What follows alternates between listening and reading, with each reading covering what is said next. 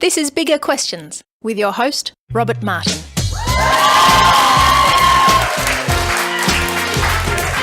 Welcome to Bigger Questions. Today's show is being recorded live in Bendigo in partnership with Reforming Church. Today's big question, does Christianity bring freedom? We asked this question today to Aimee Grinter. Aimee grew up in Perth but now lives in Bendigo with her husband Russ, who is the pastor of Reforming Church here in Bendigo. Aimee trained as a nurse and worked in recovery, but is now a Bible teacher and chaplain at La Trobe University, and she joins me now. Please welcome Aimee Grinter.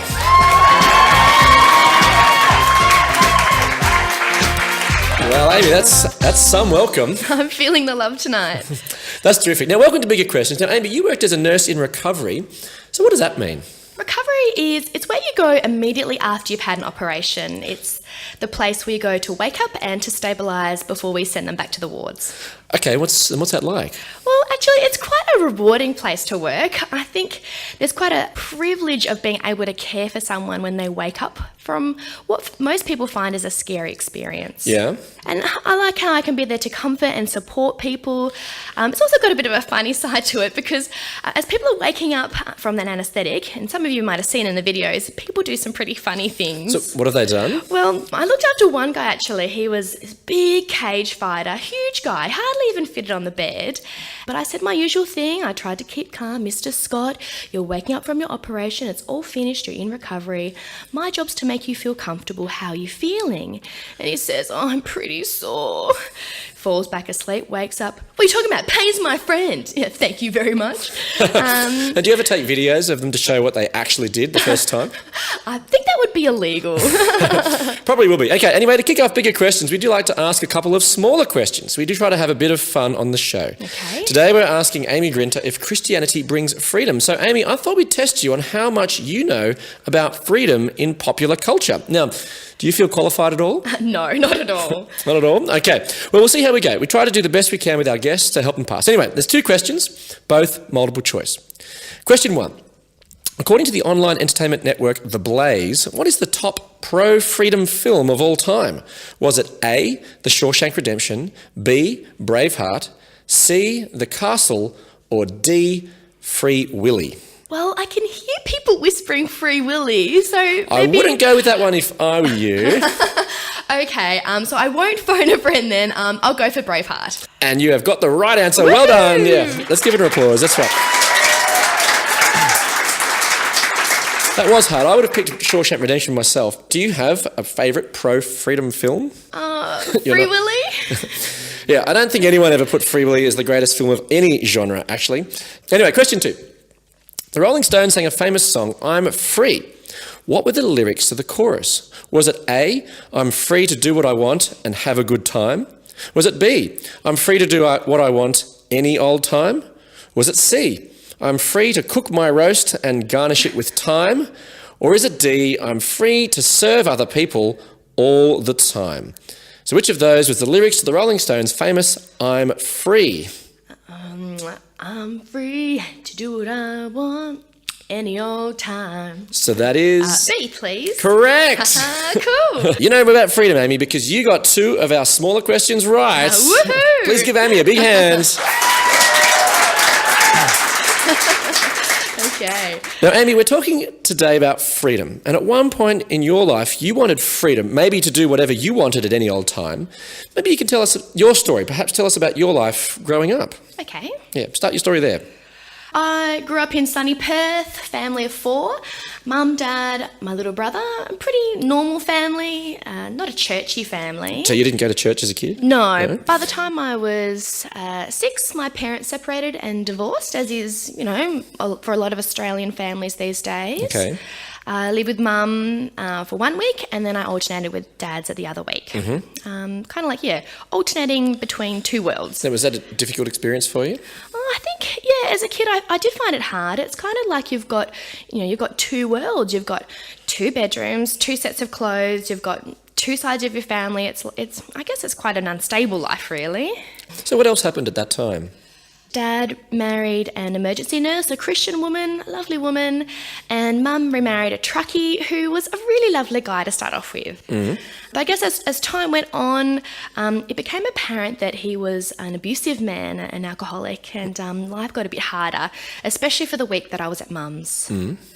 Mum, would go from living with him one week to not living with him. And I remember one day being picked up from school and I had a different home to go to. She had moved house while I was at school. Wow. That's obviously very destabilising. So what else happened in that relationship? Well, as I got older and I think perhaps, more assertive, my interactions with my stepdad got more and more, aggressive and abusive. And I was finding it really hard even just to go to Mum's.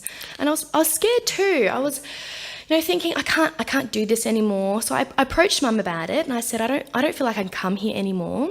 And she says, well, I'm not prepared to let you go. And I can kind of understand that. She wasn't prepared to change the custody arrangement, so I had to go to the children's court. So how old were you at the time?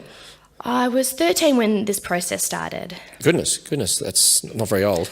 Yeah, and you've got to make a strong case for yourself. You've got to, almost prove that things aren't safe enough. And you're having to go to counselling sessions and seeing lawyers, and it's quite traumatic. I think what made it extra hard as well for me was that a lot of the family didn't support me. Well, my dad and my stepmom obviously did, and their side of the family were, they were generally quite supportive. But Mum's side of the family, they just didn't understand, and they would say things to me like, I'm abandoning my mum, or I'm failing as a daughter, that I was just being manipulative or attention seeking, when in actual fact I was just trying to protect myself from being in an abusive situation. It's a pretty difficult position to be in. Yeah. And so how did you deal with that situation? Well, I don't think I really dealt with it. I think in many ways I just felt like a failure for not wanting to go. Yeah. I felt like I wasn't good enough as a daughter. And, I got letters from family members saying, how dare I do what I was doing, that I should be ashamed of myself. And it's just terrible, isn't it? And I was just a child trying to be safe. To protect yourself? Yeah, that's right. Yeah, so how else was your life then as a teenager growing up? At 13, you had to approach the family court, and then what else happened? Well, I figured that once I was kind of free from being in an abusive situation, that life would get so much better. Yeah. But I think you get quite traumatised from experiencing these things as a child. And since then, I've done a fair bit of reading actually about the effects of divorce on children. And one of the things which I can see really clearly now, which I didn't see then, is that children, especially those who are going from one house to another, start to kind of form these masks. So even though once all the court stuff had gone through, I was only living in one house, I still, in a way, existed as two different people. On one hand, I felt like, Aimee, the straight-A student, teacher's pet. I won lots of awards. What sort of awards did you win? Oh, I won, citizenship awards, wow. Rotary awards. I even won the Western Australian Positive Image Ambassador Award. Wow, that's very impressive. Well done. Well, I actually think it's a bit ironic because, it was just an image, because on the other side there was a really hurting Aimee, a self-destructive, rebellious Aimee. By the time I was 14, I was binge drinking, even at school. My friends didn't know. What, in the classroom? Yeah. Just a metal drink bottle. A metal drink bottle. Okay, that's not a tip, by the way, just in case No. You're thinking this is advice on how to smuggle alcohol into schools. No, it wasn't like I was sitting in the back of class with a bottle of wine. No, it was not. Anyway, we do not endorse that behaviour. Absolutely not. No, Anyway. This is unhealthy, self-destructive behaviour. But even at 14, I was already starting some really unhealthy patterns. And I started in a sexual relationship. I was just desperate for someone to be pleased with me because I didn't feel pleased with myself. And so I guess the instability continued. Even though I was living in one house, I was still these two broken people. And then you finished high school, went to uni, and what was life like there? Life was really fun at uni. I think something that's fun for a lot of students is you get to kind of reinvent yourself when you go to uni. Yeah. You get to pretend like you're whoever you want to be. And, I'm quite a master of masks. You can tell from my childhood. Yeah. Yeah, I just wanted life to be fun and free and do whatever I want at uni. And that's what you did? Yeah. I studied hard. I still had to keep up with my good marks. Yeah. But I partied hard too. Friday nights, I remember, I'd always have my labs on the Friday nights where I'd work with, cadavers, dead bodies. Yeah. And, I'd go in, I'd have my nightclub clothes underneath my my jacket and, my high heels in my handbag. And after I've done my work at 8 o'clock, it's time to knock off, take off the jacket and head out partying. Right. That's what uni life was like for me. And you didn't take the lab coat to the party? No, probably smelled of formaldehyde. Fair enough. Now, the rapper Pitbull in the song Freedom, which was the first answer to that quiz, he says in the song Freedom, feel free, do whatever you want, whenever you want, with whoever you want, feel free. Who cares what they say? Just live your life because we don't live twice. Was that you? Yeah, absolutely. It sounds appealing. It does. Did you enjoy it? Oh, for some parts, yeah. What was so good about it? When you get to uni, you kind of feel like, I'm not a child anymore. Yeah. I can make my own decisions in my own time and do what I like. Yeah. And I think that, for a lot of uni students, that can feel quite liberating. Mm-hmm. Don't have to ask mum and dad for permission to go places and get approval. You can, do what you want. Yeah. Did you feel free? No, not really. I think we think we're free when we've got nothing that confines us, but I actually think freedom is something that happens on the inside. Freedom is, I guess, a sense that I am who I am and I'm free to be who I want to be and I don't have to pretend. I can do whatever I want, with whoever I want. That's actually just pretend. It can only go on for so long because, the reality of your choices and your consequences come to bear, don't they? Yeah, well, we'll get to that in a second. But then there was a turning point in your life. You had one particularly big night at uni. Yeah. Can you tell us what happened? Well, it was Oktoberfest 2005. I was pumped and I thought, beer and sausages, this is my kind of party. I had a really cute short haircut. It was blonde. I was ready for a good night. And it was really fun to start off with. I guess as the night progressed, things turned from fun to perhaps less fun and less in control. Yeah. As the night progressed, I remember less and less of the night, actually. It's like I've only got these little 5-second videos of what happened. Yeah. What I remember was not what I was planning for the night. So what do you remember? Things like I remember being dragged off the table, from on top of the table by a security guard, and it was humiliating. Then I remember another moment, there was like a group of guys and they were playing some kind of game which essentially was spin Aimee around and wherever she lands you get her. And I was just handed around like a piece of meat and I had no control over it. And one of the last things I remember of the night was I was walking out of the bar and I looked down and I noticed that my top had fallen down and I didn't even know how long it had been down for. And I remember pulling it up. It was terrible. I don't even know how I got home that night. It wasn't what I had planned. I was going to have a fun night. It was going to be grand, free to do whatever I want, let my hair down. Well, I didn't have much hair then, but anyhow. But it ended up being something that I was really ashamed about. Because I had lost control. Yeah. So the next morning, you woke up, you looked in the mirror. What did you see? Not the person I thought I would ever be. Yeah. I think that lifestyle is actually not satisfying. We tell ourselves this lie that being free is doing whatever we want, but actually sometimes not doing things brings freedom. And at first I thought, maybe nobody would remember. Maybe it won't be that bad. Yeah. But it wasn't really until I'd got to uni the next day that I realised that everybody remembered and everybody knew. And how did that make you feel? Oh, like rubbish. I think it's easier to kind of move on and forgive yourself if nobody knows it happens. But, if everyone knows, and it's a big uni, it's heaps bigger than Bendigo. I was walking through uni and people were looking and people were pointing, and I walked into my lecture and people shaking their heads and I felt really ashamed. Yeah. Yeah. So why couldn't you just accept that you did something wrong, let it go and just move on? Part of of it was that everybody knew. Well, most of my friends knew. There's a reputation that comes along.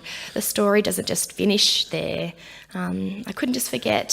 Things would trigger my memory. So I'd be walking through uni and I'd pass the uni bar and it would come flooding back. And I'd feel that shame again. Or I'd bump into someone or, I kept remembering snippets from the night.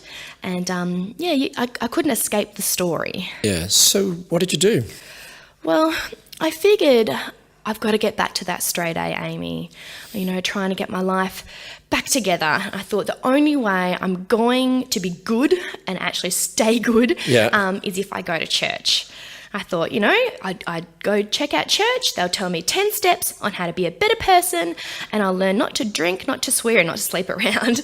And, I'll learn to finally be a good person, and then I'll feel better. But why church? Wouldn't that make it worse? I mean, people think that the Bible imposes artificial limitations, restricts our choices, and enhances guilt rather than bringing a solution. Well, I thought the solution was I just had to be a better person. Yeah. And I had Christian friends growing up and they weren't making the same stupid mistakes that I did. They weren't waking up in the morning, thinking, what did I do and who did I do it with? They seemed to be happy with their lives and I wanted that. So you went along to church and what happened? It wasn't what I was expecting. I was expecting 10 steps to how to clean up your life, how to be a perfect person. But that wasn't the message that I heard at all. No? I remember sitting there, I sat right at the back, and I was sitting there and I was listening to the preacher and it felt like there was no one else in the room. I felt like he was just talking to me. It was amazing, really.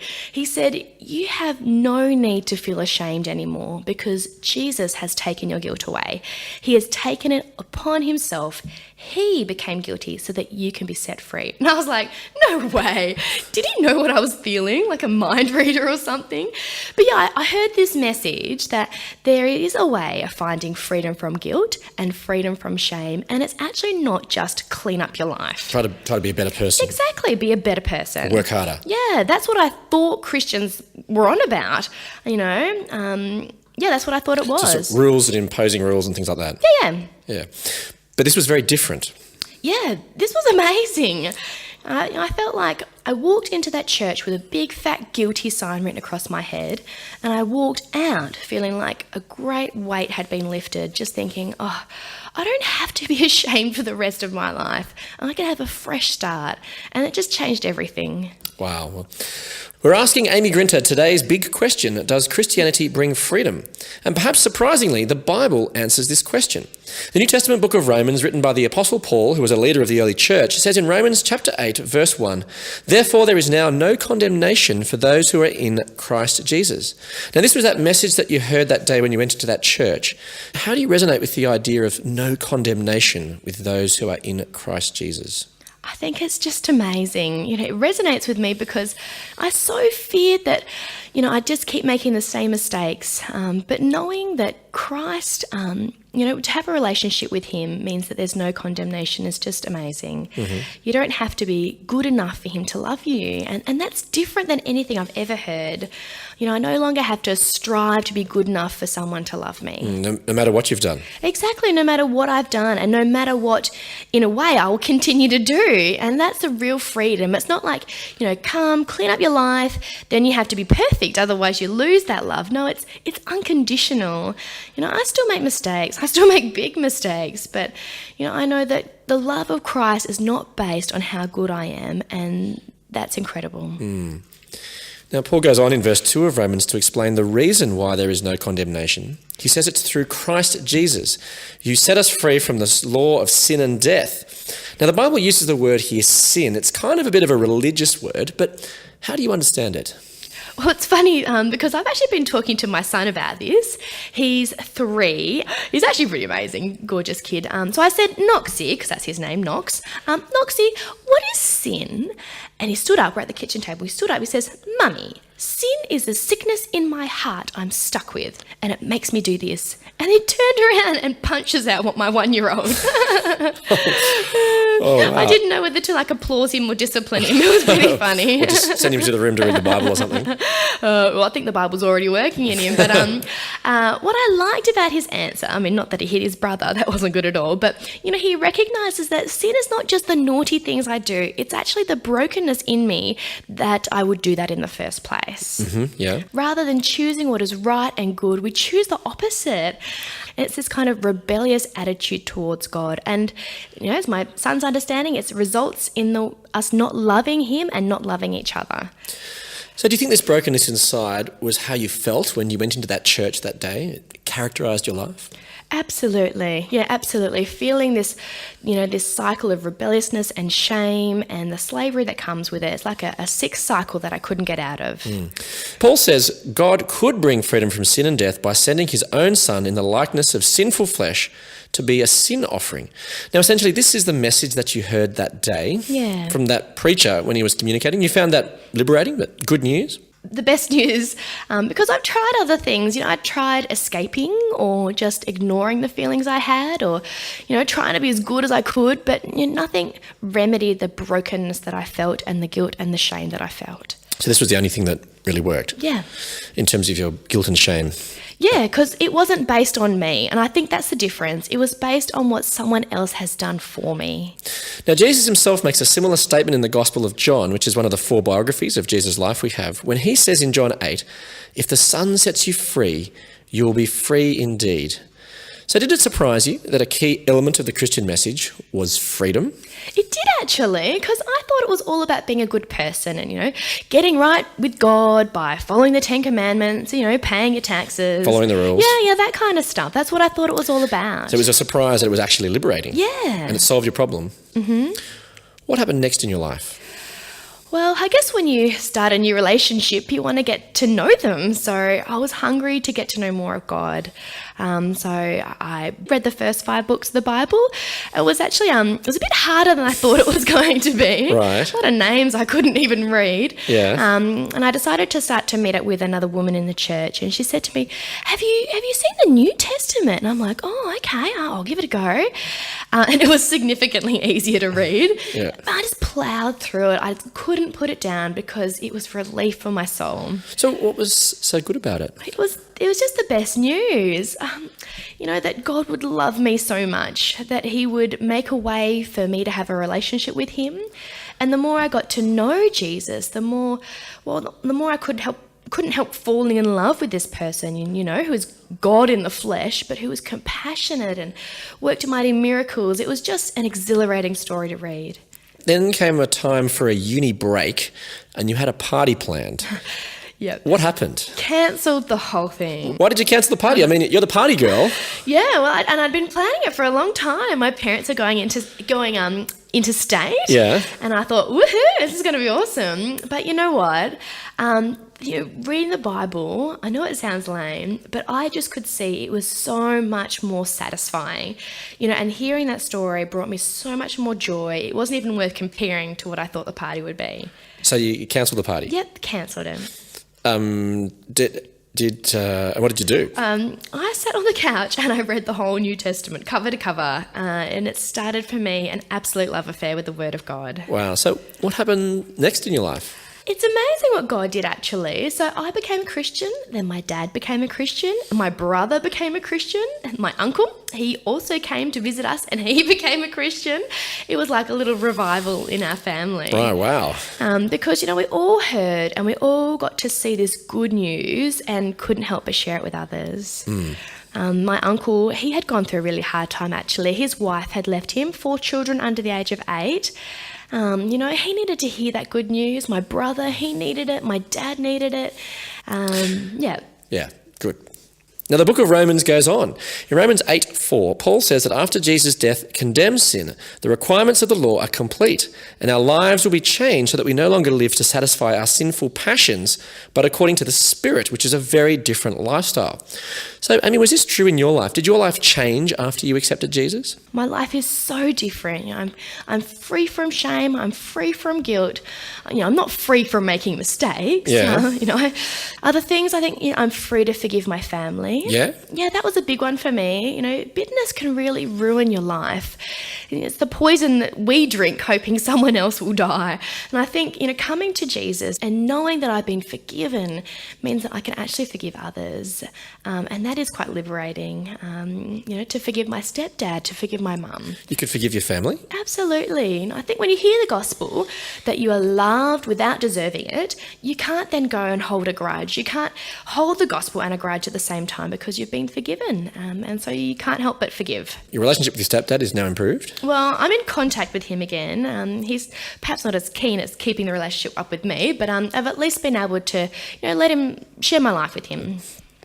Your life has obviously changed quite massively.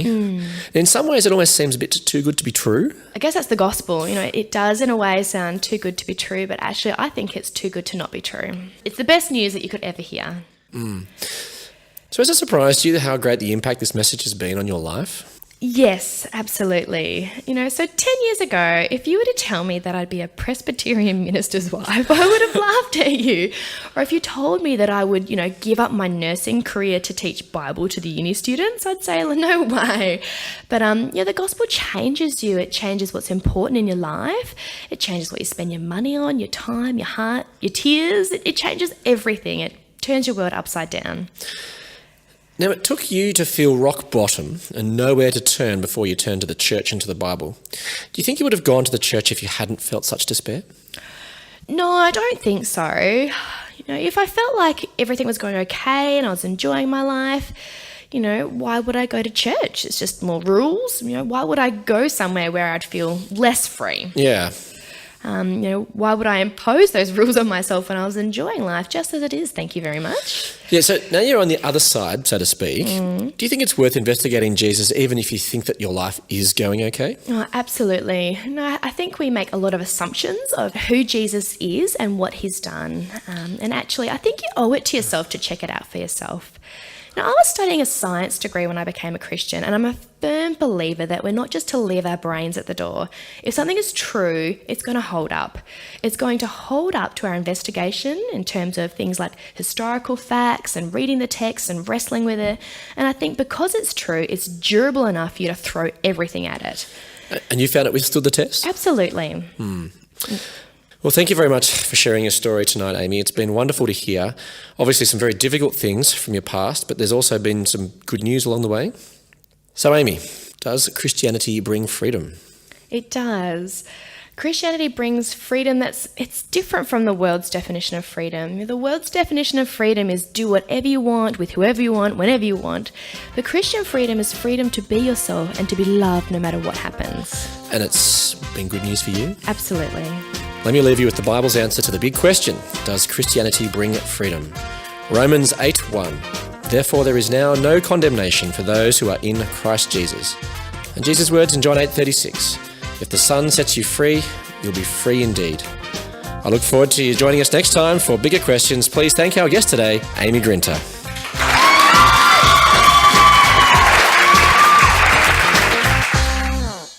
Enjoy bigger questions? You can help us keep asking them for as little as $1 a podcast. Support the show. Go to patreon.com/biggerquestions.